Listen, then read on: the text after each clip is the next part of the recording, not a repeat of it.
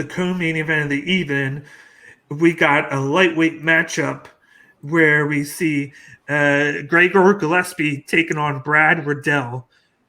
Gillespie is has a 13-1 record and is the minus 260 favorite, whereas Brad Riddell is 9-1 and is the plus 210 underdog.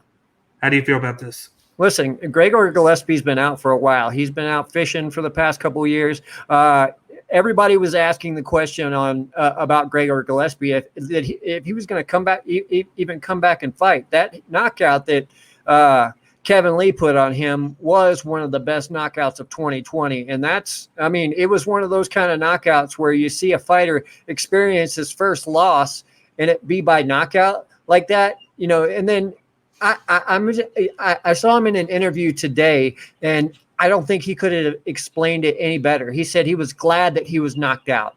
He's glad that, he wasn't pounded into the mat for 3 rounds. He said it was easier to overcome, a knockout. And he gave all the credit in the world to Kevin Lee. He didn't make any excuses.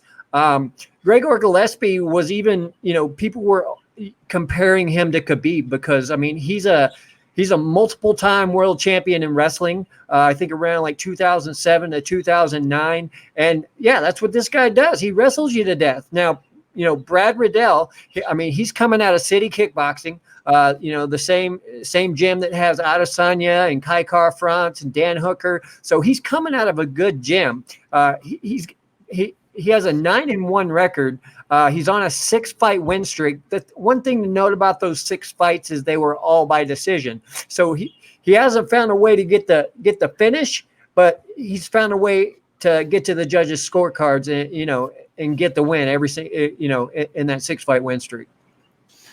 Yep, just like you said, we got Brad Riddell fighting out City Kickboxing. Gregor Gillespie fights out Long Island MMA. Gregor's, just like you said, he's coming off his first loss against Kevin Lee. He is averaging 3.58 significant strikes per minute with an accuracy of 49.5. He is averaging 7.02 whopping takedowns with a 50% accuracy on his takedown. So basically, half of his takedowns that he's getting. He's putting out. He has a blue belt in BJJ and a wrestling background, like you said before. He went from being a pure wrestler to a fairly balanced fighter. He started out just with the takedown, but he has slowly added to his repertoire each fight that he's got. So now, just like I said, he's a more balanced guy, so you can't just rely on defending a takedown against him because he can strike with you.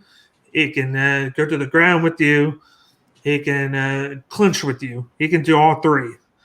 The thing with him is going to be how rusty he's going to be being off a year. That's going to be the thing with him to keep an eye on. With Brad Riddell, he last fought in September and picked up a nice victory. He's averaging 4.36 strikes per minute with an accuracy of 50.1. He's averaging 1 takedown within 37.5% accuracy with the takedowns. He has gone the distance in all 3 of his UFC fights, as you mentioned. He's a striker at heart and wants it to stay on his feet, but he has been rather successful with takedown attempts and improved his ability on the ground. So he's a guy that's improving as well in the other areas that he needs to improve on because he wants to stand up. I feel like Brad Riddell can sneak out the first round. I feel like he's going to do that. He's going to stand up because of the rustiness of Gillespie. Gillespie's probably going to want to go with the takedowns, but I think Riddell early on is going to be able to stop it. I think he's going to take round 1, but then I feel like it's going to take that round for Gillespie to get going, and then he's going to dominate the next 2. And it's going to be a mixture of clinching and striking. And I feel like he's going to win by a 3rd round submission. Yeah, I said that 3rd round submission. So I think that's a good bet. One thing that people listen. Gregor Gillespie averages 7 takedowns per fight, so I'm pretty sure we know what the guy's going to do. He's been up until his loss against Kevin Lee. he has been utterly dominant. Like, people were honestly calling him, another version of Khabib, because that's how good he is on the ground. I mean, if you look at his last few wins, by submission, by TKO, by submission, by KO. His first fight was a decision. So his last 4 fights, he's finished the fight.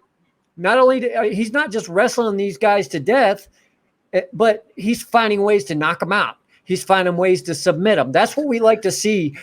People like to say that watching wrestlers is boring. Well, when you have a wrestler who can wrestle you to death, but can also get you out by submission or TKO, that's the kind of wrestler I want to watch. Yeah, he's not going to just get you down and then lay on you. He's going to get you down, try and move guards between side guard and then front guard. He's going to try and move between them, find the holes in your defense, and he's going to try and submit you. He's not just content with laying on you like Team Elevation does. He's going to try and finish it, because he's going to. That's his game. That's what these type of guys do. They're not content with just laying on you and getting the boring victory. They want to improve themselves, test themselves, and then go the extra mile. Because they know later on, when they get these harder fights, the harder top 5 fights, it's going to make a difference in you moving up, because you have that experience of moving into side guard and baiting the guy into getting on his back, so you can get him with the rear naked choke, where you have to bait him in certain ways. And whereas the guys that are laid down, they're not going to be used to that, because they're used to just laying on you.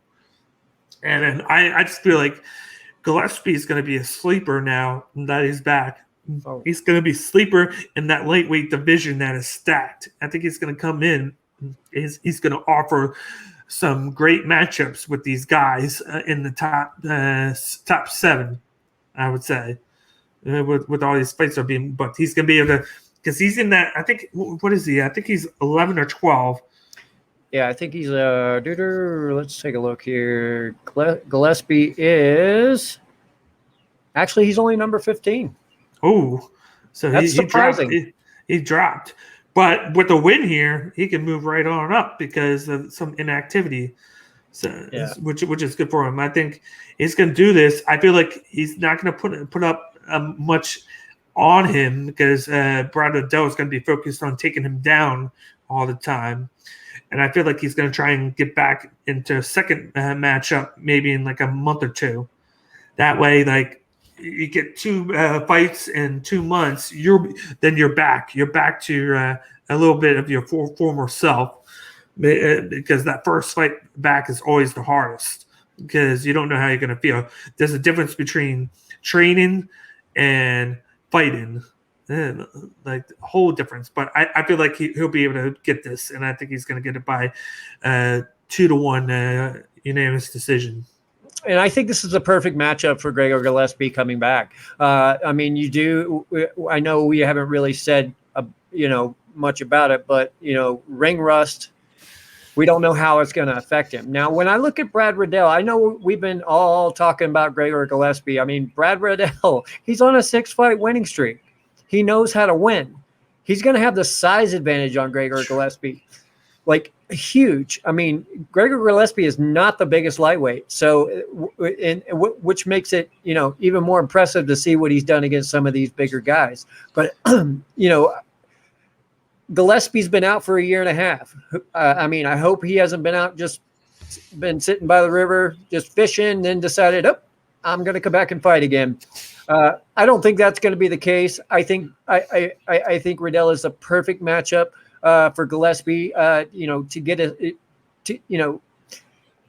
take that next step in coming back after that knockout loss, and it should be a good matchup.